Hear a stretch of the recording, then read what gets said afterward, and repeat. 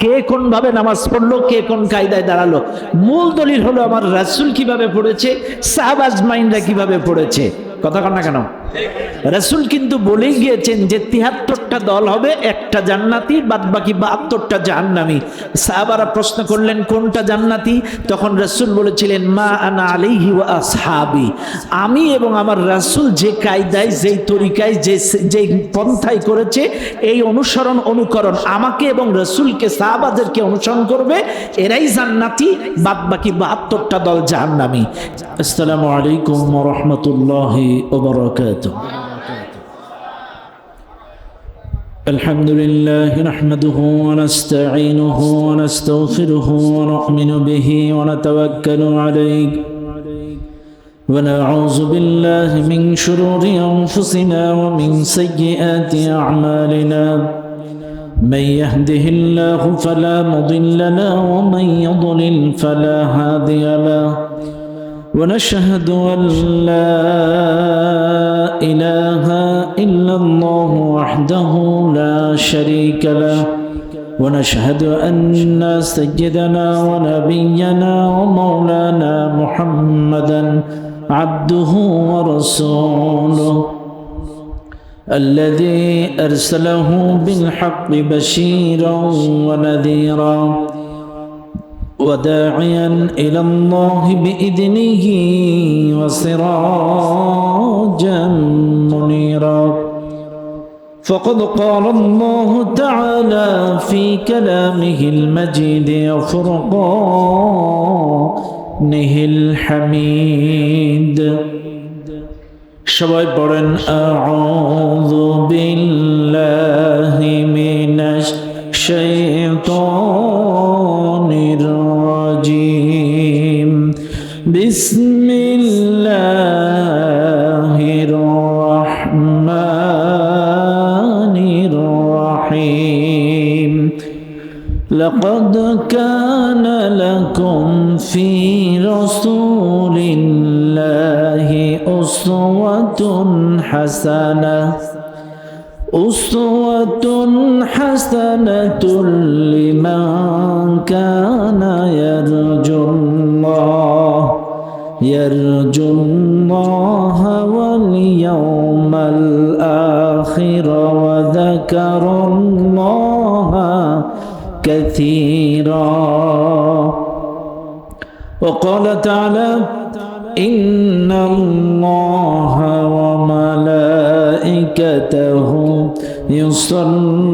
يصلون على النبي يا أيها الذين آمنوا صلوا عليه وسلموا تسليما درود إبراهيم পড়ি সবাই اللهم صل على محمد وعلى آل محمد كما صليت على إبراهيم وعلى آل إبراهيم إنك حميد مجيد اللهم بارك على محمد وعلى آل محمد كما باركت على إبراهيم وعلى آل إبراهيم إنك حميد مجيد এলাকাবাসীর উদ্যোগে আজকের এই সিরাতুন নবী সাল্লাল্লাহু আলাইহি ওয়াসাল্লাম মাহফিলে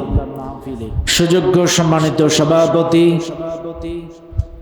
আজকের মাহফিলের সম্মানিত বিশেষ মেহমান, আমার সম্মানিত শ্রদ্ধেয় বড় ভাই, যিনি যুগ জিজ্ঞাসার আলোকে তত্ত্বভিত্তিক কোরআন সুন্নাহ থেকে রাসূলুল্লাহ সাল্লাল্লাহু আলাইহি ওয়াসাল্লামের আদর্শিক বিভিন্ন সাইট নিয়ে আলোচনা করলেন, প্রিয় ভাই মাওলানা মাস্টার হাবিবুর রহমান সাহেব।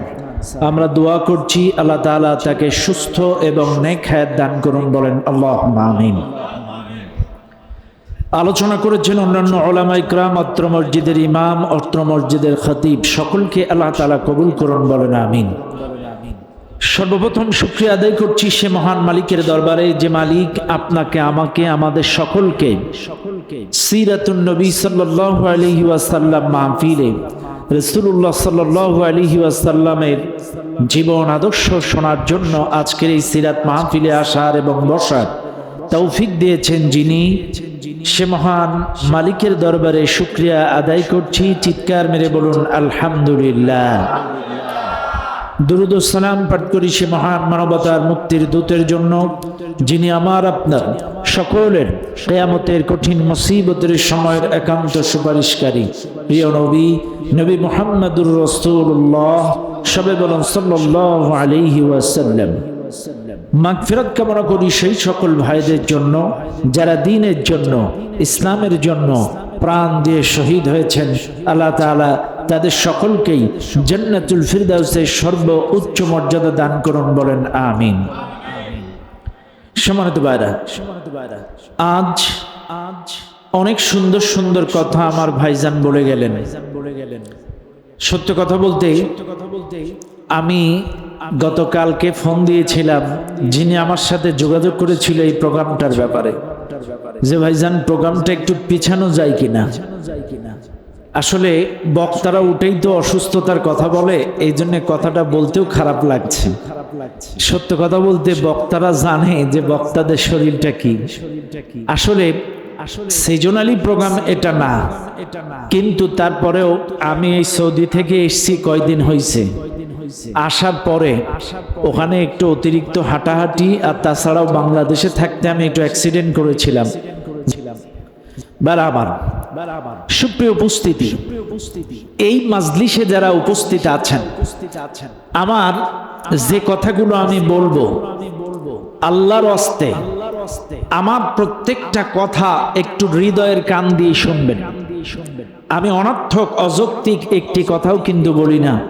আমার ভাইজানও প্রত্যেকটা কথাই দামি দামি কথা বলেছেন, এজন্য মনে রাখবেন প্রত্যেকটা কথা হৃদয়ের কান দিয়ে শুনবেন, হৃদয় লালন করবেন প্রত্যেকটা কথা। দল মত নির্বিশেষে আপনারাই বলুন, রাসূল কি নির্দিষ্ট কোনো দলের? সবাই বলেন, আওয়ামী লীগের, জাতীয় পার্টির, বিএনপি, চরমনার, জামাত ইসলামের? রাসূল কার? সবার। সবার সবাই কি নামের আগে মুহাম্মদ লেখেন? লেখেন। নবীর উম্মত দাবি করেন, নবীর পরে দুরূদ পাঠ করেন। তাহলে রাসূলুল্লাহর জীবন আদর্শ শুনলে কি কোনো দলাদলি টানাটানি করবেন? এখানে কি আসলে হুজুররা ব্যক্তিগত কোনো কথা ঢুকিয়ে দেয়? আছে ক্ষমতা? আল্লাহ পাক তার নবীকে পর্যন্ত বলেছিল, নবীজি এই কোরআনের ব্যাখ্যা করতে গিয়ে যদি তোমার বানানো কোনো কথা, তোমার একটু নিজস্ব তৈরি করা কোনো মতাদর্শ যদি ঢুকিয়ে দাও, আমি তোমার গলা টুটি এঁটে ধরবো। নবীকে পর্যন্ত এই হুমকি দিয়েছিল আল্লাহ। চাইলে নবীকে পর্যন্ত এই কথা যদি বলে, আমরা তো বাড়ির কাজ, এখানে ঢোকানোর কোনো ক্ষমতা আমাদের নাই। তবে মনে রাখবেন, কোরআন যেখানে যেভাবে নাজিল হয়েছে এটা পরিবর্তন করার ক্ষমতা এই পৃথিবীর কারণ নাই। তবে সমসাময়িক ব্যাখ্যা বিশ্লেষণ, সমসাময়িক আপডেট ব্যাখ্যা করার ক্ষমতা আলেম উলামাদের আছে। আমি আবারও বলছি, সমসাময়িক আপডেট ব্যাখ্যা করার ক্ষমতা আলেমদের আছে সমসাময়িক সময়ের আলোকে। যেমন আপনাদেরকে একটু বুঝাইলেই বুঝবেন, সেই সময় যখন আল্লাহ তাআলা আয়াত নাজিল করলেন, লা তাকরাবু, কি বলি, ইয়া আইয়ুহাল্লাযীনা আমানু লা তাকরাবুস সালাহ ওয়া আনতুম সুকারা। আল্লাহ তাআলা বলেছিলেন যে খবরদার তোমরা যেন মদ খেয়ে নামাজের কাছে আসবা না। মদের কথা বলেছিলেন, আবার অন্য আয়াতে মদ হারামও করেছিলেন। আচ্ছা, মদ হারাম করছে, কিন্তু ওই জায়গায় তো গাজার কথা বলিনি। কথা বোঝেন না আপনারা? গাজার কথা কইছে, ইয়াবার কথা কইছে। চাইলে কি গাজা খাওয়া জায়েজ? ইয়াবা খাওয়া জায়েজ। চাইলে আপনারা বলবেন, হুজুর আল্লাহ কোরআনে মদের কথা কইছে, গাজার কথা তো কই না। এখন এটার ব্যাখ্যা কারা দেবে? এটার ব্যাখ্যা তো ধর্মগুরু যারা, ধর্মগুরু যারা, ইসলামিক লয়ার যারা। এই যে যেমন আমরা কিন্তু ইসলামিক লয়ার, ধর্মের লয়ার, এই কোরআনের আইনজীবী আমরা।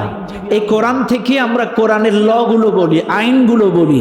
যেমন আমার ভাই কালেমার ব্যাখ্যা করছিলেন যে আল্লাহর আইন ছাড়া, কালেমার আইন ছাড়া অন্য কারোর আইন মানা যাবে না। তো এইটার আইন আমরা আপনাদেরকে বলতে পারি কোরআনের আইন, কারণ আমরা ইসলামিক লয়ার, আইনজীবী। কাজী আমরা আজকের আপডেট ব্যাখ্যা বিশ্লেষণ দিব। এখন আসেন, আমার ভাই যেহেতু জন্মের থেকে প্রায় 40 বছর পর্যন্ত চলে গেছে না, আমার ভাই কিন্তু 40 বছর পর্যন্ত গেছে। ইকরা বিসমি রাব্বিকাল্লাযী খলাক। চাইলে আমি তারপর থেকে যাই নাকি? নবীর কত বছর বাদ ছিলেন? সবাই বলেন 63 বছর বাদ ছিলেন। এখন আসেন, আগে আমাদের মধ্যে একটু দ্বিধাদ্বন্দ্ব কাটায় নেই। দ্বিধাদ্বন্দ্বটা হচ্ছে মিলাদুন নবী আর সিরাতুন নবী। মনে রাখবেন, আমরা সব সময় মধ্যম পন্থায় অবলম্বন করব। কে আহলে হাদিস, কে হানাফি, কে কোন তরিকার, কে কোন সিলসিলার, এটা আমাদের মধ্যে কোনো দ্বিধাদ্বন্দ্ব করবেন না। বিশ্বাস করেন, এই তো আমি সৌদি থেকে আসলাম, কেউ হাত ছেড়ে দিয়ে নামাজ পড়ছে, কেউ এখানে বাঁধছে, কেউ এখানে বাঁধছে, কোনো দ্বন্দ্ব নাই, ফতোয়া নাই, মারামারি নাই, গুদাগুদি নাই। অজুখানায় যে দেখি একজন এই ঠিক এই পর্যন্ত, ভেতরে কিচ্ছু নাই, এই পর্যন্ত তুলে অজু করছে। কথা বুঝেন না আপনারা? সৌদি অজুখানায় যাই দেখি মক্কায় আপনার এই পর্যন্ত তুলে অজু করতেছে। তার মানে এক একজন এক এক কায়দার। আসলে সত্য কথা বলতে, মক্কা মদিনায় যারা আসে তারা যে সবাই আলেম এমন না। জাহেল, নাদান, খবিশ, মূর্খ, আলেম, সর্বশ্রেণীর মানুষ কিন্তু মক্কায় আসে। আল্লাহ টাকাওয়ালা, না টাকাওয়ালা, বিভিন্ন শ্রেণীর কোয়ালিটির মানুষ ওখানে আসে। কোন রকম ইসলামটা ওখানে এসে মোটামুটি যোগদান করে। সবার মধ্যে সমান জ্ঞান নাই, এখানে সর্ব কোয়ালিটির মানুষ যায়। ওটা আমাদের দলিল না, কে কোন ভাবে নামাজ পড়লো, কে কোন কায়দায় দাঁড়ালো। মূল দলিল হলো আমার রাসূল কিভাবে পড়েছে, সাহাবা আজমাইনরা কিভাবে পড়েছে। কথা কন না কেন? রাসূল কিন্তু বলেই গিয়েছেন যে ৭৩টা দল হবে, একটা জান্নাতি, বাদ বাকি ৭২টা জাহান্নামী। সাহাবারা প্রশ্ন করলেন কোনটা জান্নাতি? তখন রাসূল বলেছিলেন মা আনা আলাইহি ওয়া আসহাবি, আমি এবং আমার রাসূল যে কায়দায়, যেই তরিকায়, যে পন্থায় করেছে, এই অনুসরণ অনুকরণ, আমাকে এবং রাসূলকে, সাহাবাদেরকে অনুসরণ করবে, এরাই জান্নাতি, বাদ বাকি ৭২টা দল জাহান্নামী। এই জন্য আমরা কাউকে নয়, আমার রাসূল এবং সাহাবা আজমাইনরা কেমনে করছে। এখন আসেন, আমি যেটা বোঝাতে চাচ্ছি, মিলাদ হচ্ছে জন্ম বৃত্তান্ত আর সিরাত হচ্ছে কর্ম বৃত্তান্ত। এখন আসেন, মিলাদও যার, সিরাতও তার। এই রবিউল আউয়াল মাস, এখানে কিন্তু রাসূলুল্লাহ সাল্লাল্লাহু আলাইহি ওয়াসাল্লামের জন্ম বৃত্তান্ত, তার মানে জন্মের তারিখ নিয়ে একটু ইখতিলাফ আছে। কেউ বলে 12 রবিউল আউয়াল নবীজি জন্ম নিছে, কেউ বলে 2 তারিখে, কেউ বলে 18 তারিখে। এরকম বেশ ইখতিলাফ হাদিসের মধ্যে আছে রাসূলুল্লাহর জন্মের তারিখ নিয়ে, কিন্তু মৃত্যুর তারিখ নিয়ে কোনো ইখতিলাফ নেই। কাজী এটা জন্মের মাস, মৃত্যুর মাস, নিঃসন্দেহে এখানে কোনো রকম বাড়াবাড়ির সুযোগ নেই। জন্মও যার, মৃত্যু তার। কাজী মিলাদুন নবী হচ্ছে মহাব্বতের বিষয়, জানার বিষয়। আমি আবারও বলছি, মিলাদুন নবী রাসূলুল্লাহ সাল্লাল্লাহু আলাইহি ওয়াসাল্লামের জন্ম বৃত্তান্ত, এটা হচ্ছে মহাব্বতের বিষয়, জানার বিষয়। আর সিরাতুন নবী হচ্ছে এটা মানার বিষয়, এটা শরিয়াত, এটা আইন। মনে রাখবেন, যদি কোনো ব্যক্তি বাই চান্স মিলাদুন নবী না জানে, তাকে কিয়ামতে আসামির কাতারে দাঁড়ানো লাগবে না। কিন্তু কেউ যদি সিরাতুন নবী না মানে, না জানে, তাকে কিন্তু আসামির কাতারে দাঁড়ানো লাগবে। কারণ সিরাতুন নবীটাই হচ্ছে শরিয়াত। সিরাতুন নবীটা কি? শরিয়াত। কাজী এটা আপনাকে অবশ্যই জানতে হবে, মানতে হবে। কথা ক্লিয়ার? জানতে হবে, মানতে হবে। আলহামদুলিল্লাহ। তবে মিলাদুন নবীও যার, সিরাতুন নবীও তার। কাজে এটা মহাব্বতের বিষয়, একটা জানার বিষয়, একটা মানার বিষয়। এখন আসেন সুপ্রিয় উপস্থিতি, এখন আসেন এই বিষয়ে আর কথা নয়, আমি আপনাদেরকে নিয়ে এবার কথা বলি। আমি আপনাদের সামনে একটি আয়াত তেলাওয়াত করেছি, সূরাতুল আহজাবের 21 নম্বর আয়াত। আল্লাহ তাআলা বলছেন লাকাদ কানা লাকুম ফি রাসূলিল্লাহি উসওয়াতুন হাসানাহ, অবশ্যই তোমাদের জন্য রাসূলুল্লাহর মধ্যেই রয়েছে উত্তম আদর্শ।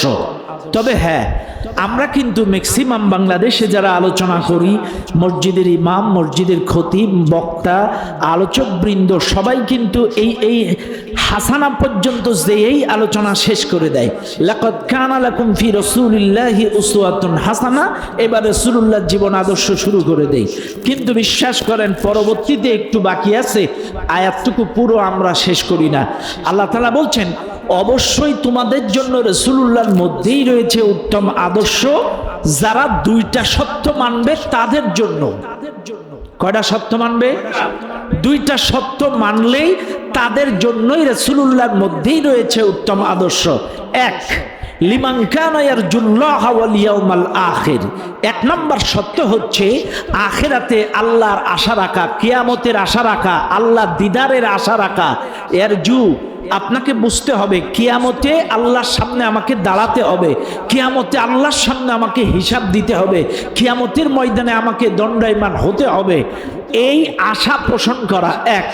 আর দুই নাম্বার হচ্ছে ওয়াযাকারাল্লাহ কাসীরা, অধিক পরিমাণ যারা আল্লাহকে স্মরণ করে, জিকির করে। এখন আসেন, অধিক পরিমাণ জিকির মানে কি? সুবহানাল্লাহ সুবহানাল্লাহ বলে দেয়াল কাঁপানো? 33 বার সুবহানাল্লাহ, 33 বার আলহামদুলিল্লাহ, 33 বার আল্লাহু আকবার? না, এটার নাম না। অধিক পরিমাণ আল্লাহ জিকিরের অর্থ হচ্ছে মুমিন জিন্দেগির 24টা ঘন্টায় আল্লাহ স্মরণে চলবে। মুমিন জিন্দেগির 24টা ঘন্টায় তার জিকির, তার ব্যবসা, তার চাকরি, তার রাজনীতি, তার অর্থনীতি, তার সমাজনীতি, গোটা জিন্দেগিতে ঘুম পড়বেন আল্লাহর নাম নিয়ে। আল্লাহুম্মা বিসমিকা আমুতু আহইয়া। আপনি যানবাহনে উঠছেন, সুবহানাল্লাযী সাখখারা লানা হাযা ওয়া মা কুন্না লাহু মুকরিনিন ওয়া ইন্না ইলা রাব্বিনা লামুনকালিবুন। আপনি বাথরুমে যাচ্ছেন, আল্লাহুম্মা ইন্নী আউযু বিকা মিনাল খুবসি ওয়াল খাবাইস। ভাত খাচ্ছেন, বিসমিল্লাহি ওয়া আলা বারাকাতিল্লাহ। আপনি বাসার থেকে বের হচ্ছেন, বিসমিল্লাহি তাওয়াক্কালতু আলাল্লাহ। জীবনের সব ক্ষেত্রে একমাত্র স্মরণ করবেন কার? ওয়াযাকারাল্লাহ কাসীরা। তাহলে এক নাম্বার কিয়ামতে আল্লাহ দিদারের আশা রাখা, আর দুই নাম্বার হচ্ছে অধিক পরিমাণ আল্লাহকে স্মরণ করা। এই দুইটা সত্য যারা মানবে, আল্লাহ বলছে তাদের জন্যই রাসূলুল্লাহর মধ্যেই রয়েছে উত্তম আদর্শ। আজকে দেখেন আমাদের সমাজে সবাই চলে যাচ্ছেন,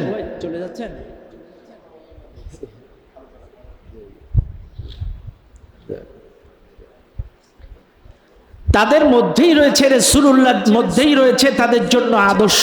এখন আপনারা খেয়াল করেন, এই মাহফিলে যারা আছেন প্রত্যেকটা কথা একটু ভালো করে লক্ষ্য করবেন। ভাই, এই মাইক অপারেটর ভাই আছেন? একটু টানতেছে না, কথা ঠেলে দিতে হচ্ছে, একটু খেয়াল করেন সম্মানিত ভাইরা আমার। তাহলে আমাদের আজকে কিন্তু বাংলাদেশে মানুষের অভাব নেই, আছে মানুষের অভাব। এই দেশে কিন্তু অসংখ্য মানুষ আছে, তো এদের দিকে তাকাইলে দেখা যায় এরা 100% রাসূলুল্লাহর আদর্শে আদর্শিত হতে পারছে না, রাসূলুল্লাহর রঙে রঙিন হতে পারছে না, রাসূলুল্লাহর অনুসরণ অনুকরণ 100% করতে পারছে না। তার কারণ তাদের একটা আছে আর একটা নাই, সুরত আছে সিরাত নাই, সিরাত আছে সুরত নাই। কথা না আছে না নাই? সুরত আছে সিরাত নাই, সিরাত আছে সুরত নাই। আজকে আমাদের এই সত্য না মানার কারণে আমরা আল্লাহর কিয়ামতের বিশ্বাস করি না, আল্লাহর দিদারের আশা রাখি না, আর দুই নাম্বার হচ্ছে অধিক পরিমাণ আল্লাহকে স্মরণ করি না, যার কারণেই আমরা রাসূলুল্লাহর রঙে রঙিন হতে পারছি না। রাসূলুল্লাহর আদর্শ আমাদের বাস্তব জীবনে বাস্তবায়ন করতে পারছি না। আজকে আপনারা বুকে হাত দিয়ে মিলান, আমার কথা রাগ করবেন না। এমনও মানুষ আছেন সাপ দাড়ি, মাথায় টুপি, 5 ওয়াক্ত নামাজ পড়ে, সুন্নাত নামাজ পড়ে, মেসওয়াক করে, কিন্তু ওর ব্যবসার মধ্যে রাসূলুল্লাহ সুন্নাত নেই, ব্যবসার মধ্যে আদর্শ নেই। 5 ওয়াক্ত নামাজ পড়ে, দাড়ি আছে, টুপি আছে, কিন্তু রাজনীতির মধ্যে রাসূলুল্লাহর আদর্শ নেই।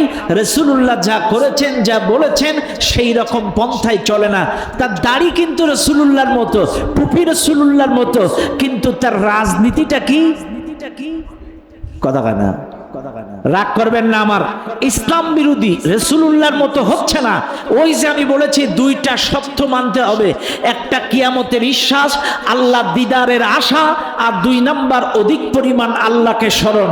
এই দুইটা জিনিস যারা মানবে তারাই 100 রাসূলের রঙে রঙিন হতে পারবে। সম্মানিত ভাইরা আমার, বাবাজিরা আমার ভাই আলোচনা করছিলেন 40 বছরে নবীজি নবুয়তি পেয়ে গেলেন। কি এমন একটা নবী আমরা পেলাম।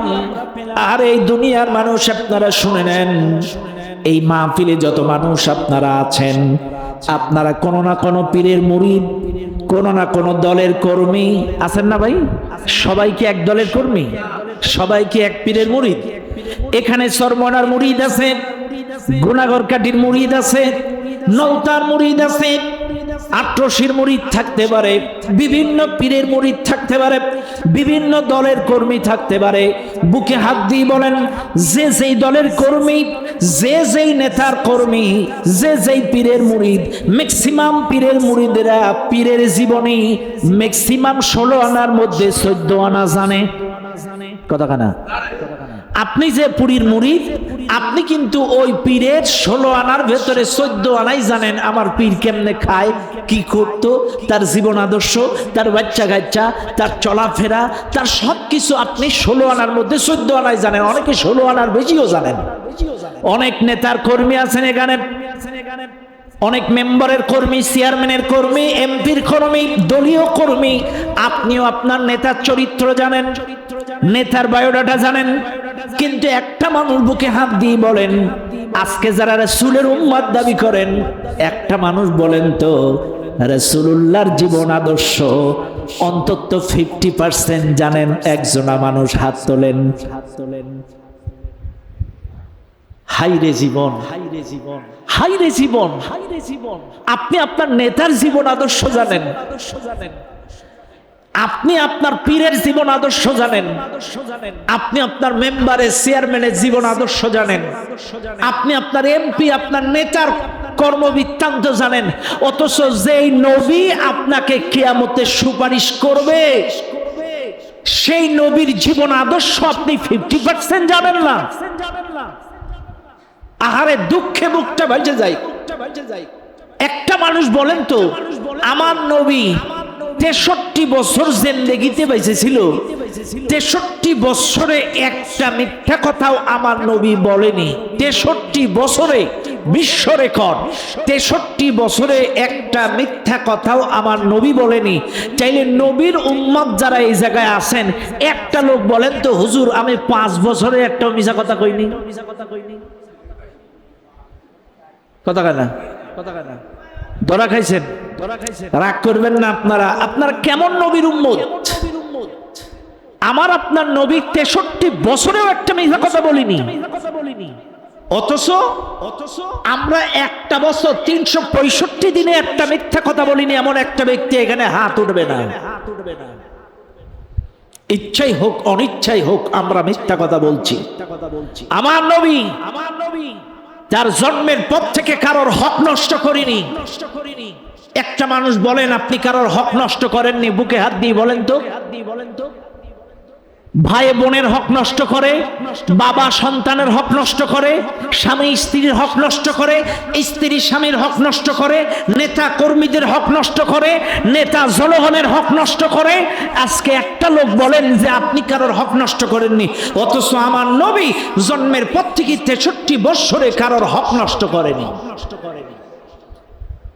আমার নবীকে আমার ভাই বলতেছিলেন, মাস্টার হাবিবুর রহমান ভাই বলছিলেন, মা হালিমাতুস সাদিয়া যখন নবীজিকে নিয়ে আসছিলেন, এই তো আমি এই সফরেও দেখে আসছি, মা হালিমাতুস সাদিয়ার বাড়ি দেখে এসেছি। আমি গেছি, কয়েকবার গেছি, প্রতিবারই যাই, তো এবারও গেছি, এই কয়দিন আগে ঘুরে আসছি। আমার নবী কোন জায়গায় তার শৈশব জীবনটা কাটাইছেন, আমার নবী কোন কূপের পানিতে গোসল করতো, সেই কূপের পাশে গেছি। আমার ওই যে বলছিল না যে ফেরেশতা জিবরাইল এসে তার বুকটা ছিলে সিনা সাফ করে পরিষ্কার করে দিল, ওই জায়গাটাও দেখে এসেছি। আগেও গেছি, এই কয়দিন আগেও ঘুরে এসেছি। যেই জায়গাটা আমার নবী শৈশব কেটেছে, যেই কূপে আমার নবী গোসল করত, যেই জায়গাটায় আমার নবী সেনাসাক হয়েছে। খেয়াল করেন, মা হালিমাতু সাদিয়া যখন তার বাড়িতে নিয়ে আসছে, মা হালিমাতু সাদিয়া একটা দুধে একটা স্তনে আল্লাহ নবীর মুখটা লাগাইছে। পরবর্তীতে কিছুক্ষণ পরে দেখেন না, মা স্তন চেঞ্জ করে দেয়, কিছুক্ষণ পরে মা চেঞ্জ করে দেয়, নবী আর পরবর্তী স্তনে মুখ লাগায় না। হালিমাতু সাদিয়া চিন্তা করে, আরে কি রে, একটা খাওয়াইছি আর একটা খাওয়াবো, খায় না কিল্লাই, তখন আর খায় না। মা হালিমাতু সাদিয়া চিন্তা করলেন, আমার তো আরো সন্তান আছে, মুহাম্মদ এই চিন্তা করেই হয়তো ওই স্তনগুলোতে মুখ লাগায়নি। ছোট্টবেলা থেকে হক, এটা আমার ভাইয়ের হক, অন্যান্য সন্তানের হক, আমার মা হালিমার আরো সন্তান আছে, হক নষ্ট করেননি। কিন্তু আজকে বলেন তো, আপনার বাবার জমি যখন ভাগ হয়, দেখবেন সব ভাই চিন্তা করে আমি একটু বেশি নেব, কথা কন না কেন? সব ভাই চিন্তা করে আমি একটু বাড়াই নেব। বিশেষ করে বাপ মা যেই সন্তানের আন্ডারে থাকে, ওই সন্তান একটু চাপাই নেয়, কথা কন না? নেয় না? আমার কথায় রাগ করবেন না বাপ, আপনাদেরকেই বলছি, বুকে হাত দিয়ে শোনেন, এখানে যারা বাবা আছেন আপনাদেরকে বলছি, যদি কোনো সন্তান বাবাকে মাকে খেতে না দেয়, এর জন্য সন্তান দায়ী হবে। তাই বলে বাবা আপনাকে ছোট সন্তান খেতে দেয় বলে বা বড় সন্তান খেতে দেয় বলে আপনি ইচ্ছা করে জমি খানিকটা বড়ডারে লিখে দেবেন আর অন্যগুলারে ঠকাবেন, এটা করতে পারবেন না। যদি সন্তান মা বাবাকে না দেখে, এজন্য সন্তান কিয়ামতে দায়ী হবে। কিন্তু বাবা, আল্লাহ আপনাকে যে ইনসাফ ভিত্তিক বন্টনের কথা বলেছে, সমান করে ভাগ করে দাও, বাবা যদি ন্যায় বন্টন না করে, কিয়ামতে ওই বাবা জালিম শাসকের কাতারে আসামি হয়ে যাবে। কথা বোঝেন না আপনারা?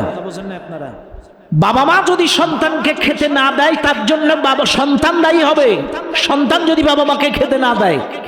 কিন্তু বাবা মা ইচ্ছা করে কোনো সন্তানকে জমি বেশি দিতে পারবে না,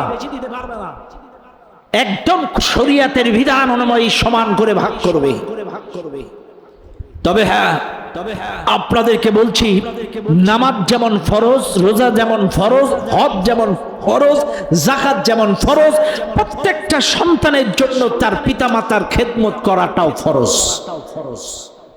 আপনি নামাজের ফরজ আদায় করেন, রোজার ফরজ আদায় করেন, যাকাতের ফরজ আদায় করেন, কিন্তু পিতামাতারে খাইতে দেন না, পিতামাতারে দেখেন না, পিতামাতারে ঔষধ দেন না, পিতামাতার সঙ্গে ভালো ব্যবহার করেন না, এটা প্রত্যেকটা সন্তানের জন্য ফরজ।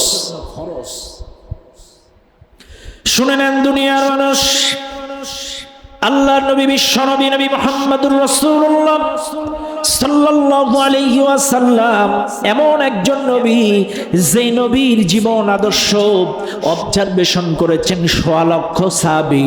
১০০ লক্ষ সাহাবী নবীজির বলা, নবীজির চলা, নবীজির বসা, নবীজির ওঠা, নবীজির চলাফেরা সব কিছু অবজারভেশন করেছেন ১০০ লক্ষ সাহাবা আজমাইন। নবীজি যে হাদিসগুলো, নবীজি যে কথাগুলো বলে গিয়েছেন, যেগুলো আদেশ করেছেন, যেগুলো নিষেধ করেছেন, ৫ লক্ষ রাবী সেগুলো বর্ণনা করে গিয়েছেন। শুনে নেন আজকের এই মাহফিলে প্রত্যেকটা জনগণ বুকে হাত দিয়ে খেয়াল করেন। ও দুনিয়ার মানুষ, আমার ভাই কিন্তু ৪০ বছরে রেখে গেছে, আমি ৪০-এর থেকে শুরু করব, কারণ আমার নবীর জীবন টোটাল ৬৩ বছরের জিন্দেগি নবীজি বেঁচে ছিলেন। আমার নবীর জীবনটাকে ৩ বছরে ৩টা ভাগে ভাগ করব। ১ নাম্বার ভাগ নবুয়াতির ৪০ বছর আগে, ৪০ বছর একটা ভাগ দিলাম। এরপরে ২য় নাম্বার ভাগ ১৩ বছর মক্কার জিন্দেগিতে, ৩ নাম্বার ভাগ মদিনার জিন্দেগিতে ১০টা বছর। একটু খেয়াল করবেন, নবী বেঁচে ছিল ৬৩ বছর, প্রথম নাম্বার ভাগ ৪০, পরবর্তী ভাগ ১৩, তার পরবর্তী বছর ১০। কয় বছর? ভালো করে বুঝবেন, ওয়াজ কিন্তু শুধু শুনলে হবে না, মুখস্থ করা লাগবে। মনে রাখবেন আপনারা, মুখস্থ করা লাগবে। চাইলে ১ হচ্ছে ৪০, ১ হচ্ছে ১৩, ১ হচ্ছে ১০। কয় বছর হলো? ৬৩ হয়েছে। তা আমার ভাই মাস্টার হাবিবুর রহমান কিন্তু ৪০ বলে গেছে, খাপছাড়া আলহামদুলিল্লাহ উনি যতটুকু বোঝানোর দরকার ওনার টাইমের ভিতরে উনি আর সেই সময় মক্কার জিন্দেগিতে 5 বছরে 3 বছরে প্রকাশ, 3 বছরে গোপনে আর 2 বছরে প্রকাশ্যে, এই 5 বছর দিনই দাওয়াতে কোরআনের দাওয়াত দিয়ে মক্কার অঞ্চলে টোটাল ইসলাম কবুল করেছিল 140 অথবা 142 জন। মনে রাখবেন মুসলমানেরা, 5 বছরে মক্কায় টোটাল ইসলাম কবুল করেছিল 140 থেকে 42 জন ইসলাম কবুল করেছে মক্কায়। আমার মুসলমান বাবাজিরা আমার, এখন নির্যাতনের স্টিম রুলার যখন বেড়ে গেল, মুসলিম সাহাবীরা বিশেষ করে গরিব সাহাবা আজমাইন্দা রাসূলুল্লাহর কাছে এসে বলছেন, ইয়া রাসূলুল্লাহ, ইয়া হাবিবাল্লাহ, আমাদের উপরে যে নির্যাতন, আমাদের উপরে যে নিপীড়নের স্টিম রুলার মক্কার কাফেরেরা চালাচ্ছে আমরা সহ্য করতে পারছি না।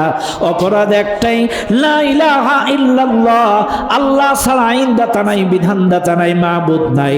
এই কালেমার দাওয়াত জমিন যার আইন চলবে তার, এই দাওয়াত দেওয়ার অপরাধে আমাদের উপরে মার, জুলুম, নির্যাতন, নিপীড়ন চালায়। হুজুর আমরা এখন কি করব? সাহাবা আজমাইনরা নবীর কাছে যে কান্দে, নবীজি ডাক দিয়ে বলেন, ও আমার সাহাবারা, আমি তোমাদের জুলুম নির্যাতনটা চোখে দেখতেছি, শুনতেছি, আরে আমি খবর পেয়েছি সব কিছু, কিন্তু আমার যতটুকু খবর পেয়েছি পার্শ্ববর্তী একটা দেশ আছে, এই দেশটার নাম হচ্ছে আবিসিনিয়া। তোমরা একটা কাজ করতে পারো, আমি খবর পেয়েছি আবিসিনিয়ার বাদশা বড্ড ভালো মানুষ, আবিসিনিয়ায় যদি তোমরা চলে যাও, আবিসিনিয়ার বাদশা তোমাদেরকে ওখানে আশ্রয় দেবে, কোনো সমস্যা তোমাদের হবে না। তোমরা চলে যাও, মক্কার থেকে হিজরত করে আবিসিনিয়ায় চলে যাও। মক্কার থেকে হিজরত করে আল্লাহর নবীর পরামর্শ মোতাবেক প্রাথমিক পর্যায়ে 15 জন সাহাবী হিজরত করে মক্কার থেকে আবিসিনিয়ায় চলে গেলেন। শুনে নেন মুসলমানেরা, প্রাথমিক পর্যায়ে 15 জন, কয়জন? 11 জন পুরুষ, 4 জন নারী। প্রাথমিক পর্যায়ে 15 জন হিজরত করে মক্কার থেকে আবিসিনিয়ায় চলে গেলেন। কিছুদিন পর আরো কিছু জন গেলেন। প্রথম দফায় 15, দ্বিতীয় দফায় 86, টোটাল 2 দফায় 141 জনের ভেতর থেকে 2 দফায় হিজরত করলেন 101 জন। কয়জন? 101 জন হিজরত করে মক্কা থেকে কোন জায়গায় গেলেন? আবিসিনিয়ায়। আবিসিনিয়ায় যখন গেলেন, এবার বলেন 5 বছরে ইসলাম কবুল করেছিল কয়জন? 41 জন। তার মধ্যে থেকে হিজরত করেছে কয়জন? থাকে কয়জন? হ্যাঁ, এইবার খেয়াল করেন, এইবার এই মাহফিলে টোটাল এই মসজিদের ভেতর বাইরে দিয়ে 150-200 লোক হবে। এখন এখান থেকে যদি 101 জন যদি বের হয়ে যায়, বলেন তো এটা কি আপনাদের চোখে পড়বে না? পড়বে। এখন 101 জন যখন মক্কার থেকে চলে গেছে, তখন মক্কার কাফেরদের চোখে পড়েছে, তাই তো এরা গেল কই? এইবার কাফেরদের মধ্যে 2টা গ্রুপ হয়ে গেল। সবাই কিন্তু জালেম, সবাই কিন্তু মুসলমানদের উপরে জুলুম করছে। 2টা গ্রুপ হলো। একটা গ্রুপের মনে একটু দয়া হলো, তারা চিন্তা করছে, আহারে মানুষ মানুষের উপরে এইরকম জুলুম করে, ঘরে মার, বাইরে মার, ব্যবসা প্রতিষ্ঠানে মার, যেখানে পাইছি সেখানে মার। মানুষ মানুষের সাথে এত অন্যায় আচরণ করতে পারে? ওরা তো আমাদের স্বাস্থ্য ভাই, ওরা তো আমাদের বন্ধু, একসাথে চা খেতাম, খেলা করতাম, আজকে তারা নাই। কিছু জালেমের বুকে একটু মায়া হইছে। আবার আর একটা গ্রুপের মধ্যে শয়তানি একটু বাড়ছে, এরা গেল কোন জায়গায়, এদের আবার ফিরাই আনতে হবে। ভালো করে বুঝবেন। আর একটা গ্রুপের মধ্যে একটু আরো হিংস্র হয়ে গেল। 141 জনের উপরে যে মাইকটা দিত, এখন এর মধ্যে 101 জন নাই। এখন রাগ কি কমবে না বাড়বে? বাড়ছে। এখন যেই মাইকটা 141 জনের দিত, এখন 101 জন চলে যাওয়ার কারণে এই 40 জনের উপরে মায়ের আরো বাড়ছে। এখন এই কাফেররা উভয় পক্ষে একটা মিটিং বসাইছে। উভয় পক্ষ একটা মিটিং বসায় তারা সিদ্ধান্ত নিল,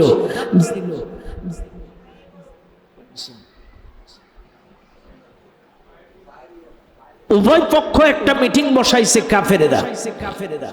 উভয় পক্ষ একটা মিটিং বসায় কাফেররা সিদ্ধান্ত নিচ্ছে যে আমাদের দেশ থেকে 101 জন যে পালায় আবিসিনিয়ায় চলে গেছে, এই আবিসিনিয়ার থেকে 101 জনকে ফেরত আনা লাগবে।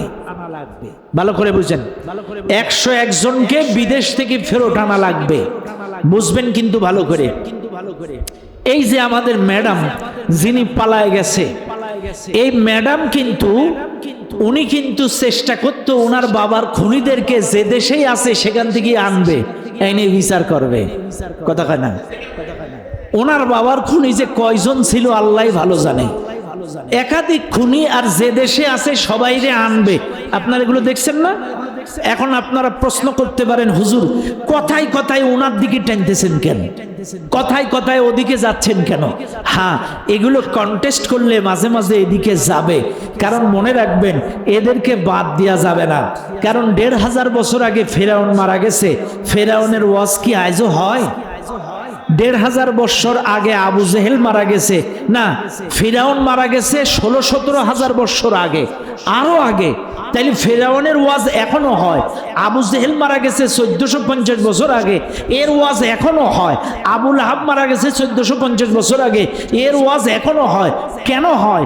এই কারণে হয়, আল্লাহ এই কোরআনে আবু লাহাবের একটা সূরা দিছে, তাব্বাত ইয়াদা আবি লাহাবি ওয়া তাব্বা। কেন দিছে? যে আবু লাহাব যে আমার নবীকে কেমনে মারছে, কেমনে নির্যাতন করছে, এই ঘটনাগুলো আল্লাহ কোরআনে কোট করে দিছে। এবং আবু লাহাবের শেষ পরিণতি কি হয়েছে সেটাও আল্লাহ কোরআনে তুলে দিছে। কারণ কিয়ামত পর্যন্ত এই তাফসীর শোনাও এই জাতির মানুষদেরকে, ভবিষ্যতে যেন কেউ আবু লাহাবের মতো অত্যাচারী না হয়, ভবিষ্যতে যেন কেউ আবু লাহাবের মতো জালেম না হয়, এই জন্য আল্লাহ আবু লাহাবের কথা কোরআনে তুলে দিছে। আচ্ছা, ফিরাউন মারা গেছে সেই মূসা আলাইহিস সালামের জামানায়, এই ফিরাউনের ওয়াজ কোরআনে দেওয়ার কারণ কি? কারণটা কি? হ্যাঁ, কারণ একটাই, কারণ ফিরাউন কি পরিমাণ জুলুম নির্যাতন মুসলমানদের উপরে, ওই জামানার নবী মূসা নবীর উপরে কি পরিমাণ নির্যাতন ফিরাউন চালাইছে, আল্লাহ সেই নির্যাতনের কথাগুলো তুলে দিছে। এবং ফিরাউন রে আল্লাহ কেমনে ডুবাইয়া মারছে, তার লাশটা কোন কায়দায় এখনো আছে, আল্লাহ ফিরাউনের কথা সবচাইতে বেশি কোরআনে আল্লাহ বলেছে। কাদা বিআলি ফিরাউন ওয়াকালা ফিরাউন, বারবার ফিরাউনের কথা আল্লাহ কোরআনে বলছে। এই কারণে বলছে যে এই জাতিকে কিয়ামত পর্যন্ত ফিরাউনের এই কাহিনীগুলো শোনাও, ভবিষ্যতে যেন ফিরাউনের মতো অত্যাচারী কেউ না হয়। এখন আপনারা বলবেন তাইলে হাসিনারটাও কি তাই? হ্যাঁ, আমাদেরকেও যতদিন বেঁচে থাকা লাগবে এই হাসিনার 16 বছরের অত্যাচার জুলুম নির্যাতন এই জাতিকে শোনাতে হবে, ভবিষ্যতে যেন ওর মতো জালেম কেউ না হয়। কিন্তু আমরা দেখছি এখান থেকে কেউ শিক্ষা নিচ্ছে না। কথা কন না কেন? এদের থেকে কেউ শিক্ষা নিচ্ছে না। কাজী মনে রাখবেন, হ্যাঁ মনে রাখতে হবে, যদি এদের থেকে শিক্ষা না নেন আমার আপনার পরিণতি ওই রকম হতে। আল্লাহ পারে কি পারে না? পারে কি পারে না? মনে রাখবেন, আল্লাহ যদি 41 সালে চেয়ারটা 16 বছরে যদি চেয়ারটা ভেঙে জুড়ে দিল্লি পাঠাই দিতে পারে, অনেকে তো আছে চেয়ারের আগেই চেয়ার হারাই যেতে পারে, পারে না? কাজে শিক্ষা নেওয়া লাগবে ফিরাউন থেকে, শিক্ষা নেওয়া লাগবে আবু জেহেল থেকে, শিক্ষা নেওয়া লাগবে আবু লাহাব থেকে, শিক্ষা নেওয়া লাগবে এই স্বৈরা শাসক হাসিনার কাছ থেকে। সম্মানিত ভাইরা আমার, বাবাজিরা আমার,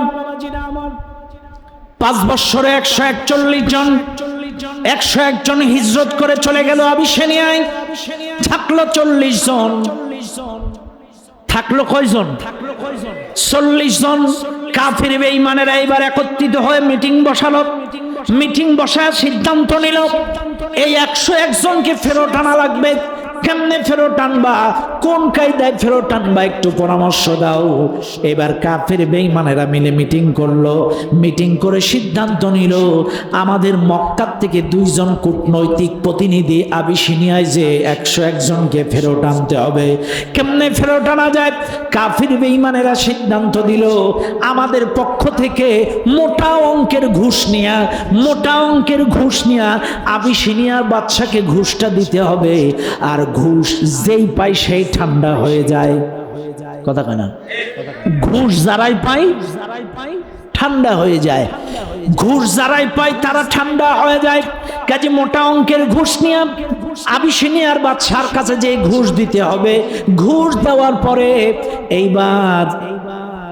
ঘুষ দেওয়ার পরে বাদশার কাছে মিথ্যা অভিযোগ করে 101 জনকে আবিসিনিয়া থেকে ফেরত আনতে হবে, ফেরত এনে ওদেরকে আবার নির্যাতন চালাতে হবে। এই মর্মে 2 জন কূটনৈতিক প্রতিনিধি ঠিক করলেন। একজন হলো আবু জেহেলের আপন ভাই, আর একজন হলো আমর ইবনুল আস রাদিয়াল্লাহু তাআলা। তবে মনে রাখবেন মুসলমানেরা, আমর ইবনুল আস রাদিয়াল্লাহু তাআলা তখনও পর্যন্ত ইসলাম কবুল করে নাই। আমর ইবনুল আস তখনও পর্যন্ত ইসলাম কবুল করে নাই। পরবর্তীতে ইসলাম কবুল করে সে মুসলিম হয়ে গিয়েছিল, কিন্তু ওই যে 5 বছর নবুয়াতির 5ম বৎসরে এখনো পর্যন্ত আমর ইবনুল আস কি করেনি? ইসলাম কবুল করেনি। তখনও সে কাফের। চাইলে আবু জেহেলের আপন ভাই আর আমর ইবনুল আস 2 জন মিলে মক্কার থেকে মোটা অঙ্কের ঘুষ নিয়ে আবিসিনিয়ার বাদশার কাছে চলে গেল। মনে রাখবেন, ঘুষ দিলেই কিন্তু সবসি। আজকে দেখেন আমাদের দেশে থানাগুলো এখন আর ঘুষ ঠিকঠাক লেনদেন হচ্ছে না, এই জন্য এখন প্রশাসনও আর কাজ করছে না। অন্যায় বেড়ে গেছে, খুন বেড়ে গেছে, ছিনতাই বেড়ে গেছে, ধর্ষণ বেড়ে গেছে। কারণ এখন আর কি নেই? মাল নেই। কতক্ষণ যে সেকশনে যাবেন সেই সেকশনে। আজকে বাংলাদেশের মানুষ কত ভালো। ডক্টর ইউনুস কয়দিন আগে একটা আইন করতে চাইলো, ইউনুস স্যার একটা আইন করতে চাইলো যে যারা ঘুষ খাবে তাদের চাকরি চলে যাবে, আর যারা ইচ্ছা করে অফিস ফাঁকি দেবে তাদেরকে বরখাস্ত করা হবে। এই আইন যখন চালু করলো সবার মাথা খারাপ, বলছেন না এই আইন চলবে না। চাইলে বোঝা গেল বাংলাদেশে সব ফেরেশতা। কথা না, এরা কেউ ঘুষ খায় না, এরা সব ভালো। কথা না কেন? এই প্রফেসর ইউনুস স্যারের এটা কার্যকর করতে দেয়নি বাংলাদেশের এই নামাজি পরেশগার দাড়িওয়ালা অফিসারগুলো। কথা হাসিও লাগে, কাশিও লাগে। তবে বিশ্বাস করেন, প্রফেসর ইউনুস স্যারের কিছু কিছু কাজকে প্রশংসনীয় বলতে হয়। তবে সাম্প্রতিক কিছু কাজ করছে যেগুলো সম্পূর্ণ শরিয়া বিরোধী, ইসলাম বিরোধী। এটা আমরা তাদের কাছে আশা আকাঙ্ক্ষা করি না। কারণ মনে রাখবেন, হাজার হাজার ছাত্র, 1,500 ছাত্র জীবন দিয়েছে, হাজার হাজার ছাত্র চোখ দিয়েছে, হাত দিয়েছে, পাও দিয়েছে। হাজার হাজার ছাত্র ভাই বোনের জীবনের বিনিময়ে নতুন বাক স্বাধীনতা, নতুন বাংলাদেশ পেয়েছি। আর এই বাংলাদেশে আপনাকে একজন প্রধান উপদেষ্টা নিযুক্ত করা হলো, আপনি দেশের জনগণের আকাঙ্ক্ষা পূরণ করবেন। তা না করে 90% মুসলমানের দেশে প্রাথমিক শিক্ষালয়, প্রাথমিক বিদ্যালয়ে, সরকারি প্রাথমিক বিদ্যালয়ে ধর্মীয় শিক্ষক নিয়োগ না দিয়ে, কোরআন শিক্ষার শিক্ষক নিয়োগ না দিয়ে আজকে দেখতেছি তারা গানের শিক্ষক নিয়োগ দিচ্ছে। জোরে কোন কিসের শিক্ষক? গান শেখানোর জন্য প্রাথমিক বিদ্যালয়ে শিক্ষক নিয়োগ দিচ্ছে। প্রাথমিক বিদ্যালয়ে, সরকারি প্রাথমিক বিদ্যালয়ে। আমরা স্পষ্ট ভাষায় প্রফেসর ইউনুসকে বলে দিতে চাই, বাংলাদেশ 90% মুসলমানের দেশ। এই দেশ আমেরিকার তাবেদারি বুঝে না, এই দেশ কিন্তু ভারতের, দিল্লির তাবেদারি বুঝে না। 90% মুসলমানের দেশ। ইসলাম বুঝে, কোরআন বুঝে, হাদিস বুঝে। অনতি বিলম্বে এই গানের শিক্ষক বাতিল করে ধর্মীয় শিক্ষক, কোরআন শিক্ষার শিক্ষক নিয়োগ দিতে হবে। যদি তা না করেন, এই বাংলাদেশের জনগণ যেমন আপনাকে উপদেষ্টা বানিয়েছে, আপনাকে টেনে হিচড়ে নামানোর সময় লাগবে না। 90% মুসলমানের দেশে আমার বাচ্চাগুলো স্কুলে যে ওয়া ক খ ক খ এগুলো প্রাথমিক শিক্ষা পাঠদান শিখবে, সেখানে কোরআন শিখবে, ইসলাম শিখবে। এখানে কেন গান শেখাবে? গান কি হারাম না হালাল? সবাই বলেন আরো জোরে। স্পষ্ট কোরআনের আয়াত, ইন্নাল্লাযীনা ইউহিব্বুনা আন তাশিআল ফাহিশাতু ফিল্লাযীনা আমানু লাহুম আযাবুন আলীমুন ফিদ দুনিয়া ওয়াল আখিরাহ। আল্লাহ বলছেন ঈমানদারদের ভিতরে এই অশ্লীল গান বাজনা চালু হোক, আয়োজন করুক। এরা যারা চায়, আল্লাহ বলছেন আযাবুন আলীমুন ফিদ দুনিয়া ওয়াল আখিরাহ, দুনিয়াতেও আল্লাহর গজব ওদের পাকড়াও করবে, কিয়ামতেও ওরা আল্লাহর আসামির কাতারে দাঁড়ায় যাবে। কাজী মনে রাখবেন, একটা কথা আপনাদেরকে বলে যাই, এই যে আজকে প্রচন্ড বৃষ্টি, সাতক্ষীরাতে বৃষ্টি দেখছেন, এত বৃষ্টি অন্য বছর হয়? প্রচন্ড বৃষ্টি। এত বৃষ্টি কেন? এত গরম কেন? এত গরম তো আগে ছিল না, এত বৃষ্টি তো আগে ছিল না। মনে রাখবেন, আল্লাহর গজব আযাব আসার কারণ কি?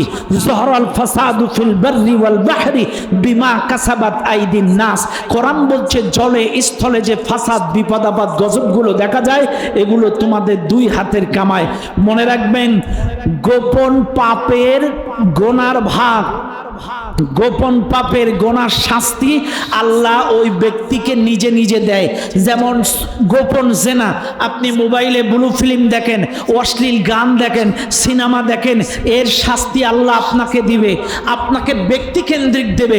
আপনি নিজে নিজে পরকিয়া করেন, এর শাস্তি আল্লাহ আপনাকে ব্যক্তি কেন্দ্রিক দেবে, বিপদ আপদ ফেলাবে, আপনার উপরে গজব দেবে, অ্যাক্সিডেন্ট করাবে, আপনার ক্যান্সার বাঁধাবে, বিভিন্ন রোগ আপনাকে দেবে, কারণ এটা আপনার গোপন পাপের ফল।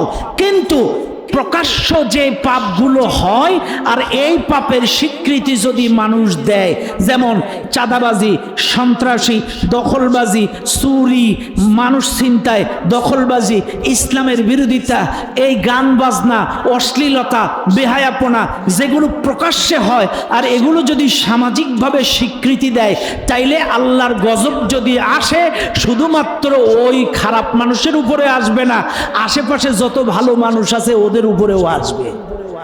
ওয়াত্তাকু ফিতনাতাল লা তুসিবান্নাল্লাযীনা যালামু মিনকুম খাসসা। কোরআনের আয়াত, আল্লাহ বলতেছে সামাজিকভাবে যে পাপগুলো স্বীকৃতি দেওয়া হয়, ওই পাপের শাস্তি যখন আসবে, শুধু ওই সাদাবাজের উপরে আসবে না, ওই দখলবাজের উপরে আসবে না, ওই চোরের উপরে আসবে না, ওই ধর্ষকের উপরে আসবে না, ওই গান বাজনাকারীর উপরে আসবে না, আশেপাশে যত ভালো মানুষ ওদের উপরেও গজব আসবে। কেন আসবে? কারণ ওরা তার প্রতিবাদ করেনি। আজকে প্রফেসর ইউনূস যদি গান বাজনা প্রতিষ্ঠিত করে, আর আপনারা নামাজি রোজাদার টুপিওয়ালারা যদি প্রতিবাদ না করেন, আর এই গানের কারণে সামাজিকভাবে স্বীকৃতি যদি দেন, এই গানের কারণে যদি আল্লাহর গজব আসে, শুধু ইউনূসের উপরে আসবে না, এই গজব কিন্তু বাংলার সমস্ত মুসলমানের উপরে আসবে।